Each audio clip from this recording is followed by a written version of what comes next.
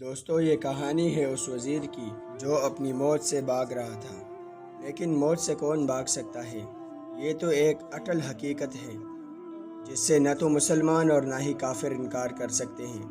دوستو، حضرت سلیمان علیہ السلام اپنے ایک وزیر کے ساتھ مجلس میں بیٹھے گفتگو کر رہے تھے۔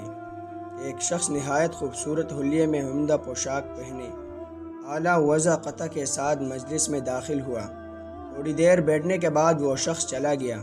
اس کے جانے کے بعد وزیر نے حضرت سلیمان علیہ السلام سے پوچھا، اللہ کے نبی، یہ ابھی جو شخص آپ کے پاس تھا وہ کون تھا؟ تو سلیمان علیہ السلام نے فرمایا، میرے پاس جو شخص بیٹھا تھا وہ ملک الموت تھا۔ جیسے ہی وزیر نے موت کی فرشتے کا ذکر سنا، اس کا رنگ فق ہو گیا، جسم کپکپانے لگا، اور وزیر نے عرض کیا، حضرت، میں آپ سے درخواست کرتا ہوں کہ ہوا کو حکم دے کہ وہ مجھے ہندوستان پہنچا دے۔ میرے لیے ممکن نہیں کہ میں اس جگہ بیٹھوں جہاں ملک الموت بیٹھا ہے۔ حضرت سلیمان علیہ السلام نے اس کی درخواست قبول کر لی، کیونکہ سلیمان علیہ السلام کو اللہ تعالیٰ نے ایسی بادشاہی عطا کی تھی جس میں جانور، جنات اور ہوا بھی سلیمان علیہ السلام کے تابع تھے۔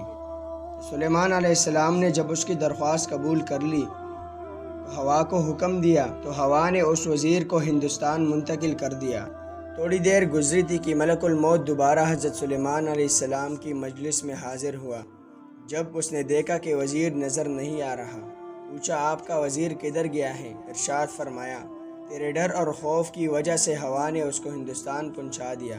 ملک الموت کہنے لگا، جب تھوڑی دیر پہلے آپ کی مجلس میں آیا تھا تو اس شخص کو آپ کی مجلس میں دیکھ کر بڑا متعجب ہوا، کیونکہ مجھے اللہ تعالیٰ نے حکم دیا تھا کہ فلاں وقت پر اس شخص کی ہندوستان کے فلاں علاقے میں جان قبض کرنا ہے، اور یہ ہندوستان سے ہزاروں میل دور آپ کے پاس بیٹھا ہے۔ سبحان اللہ، اللہ تعالیٰ تقدیر میں لکھے ہوئے وقت اور جگہ کو بدلتا نہیں۔ بہرحال میں وقت مقررہ پر ہندوستان پہنچا تو یہ شخص اس جگہ موجود تھا، اور اب میں اس کی جان قبض کر کے آپ کے پاس آ رہا ہوں۔ تو دوستو، موت سے بچنا کسی کے لیے بھی ممکن نہیں ہے، لیکن کامیاب وہ لوگ ہیں جو دنیا میں احتیاط کی زندگی گزارتے ہوئے اپنی آخرت کی فکر کریں اور دنیا میں عبادت کرتے کرتے اس دار فانی سے چلتا بنے، کیونکہ ایک دن تو ہم سب کو جانا ہی ہے۔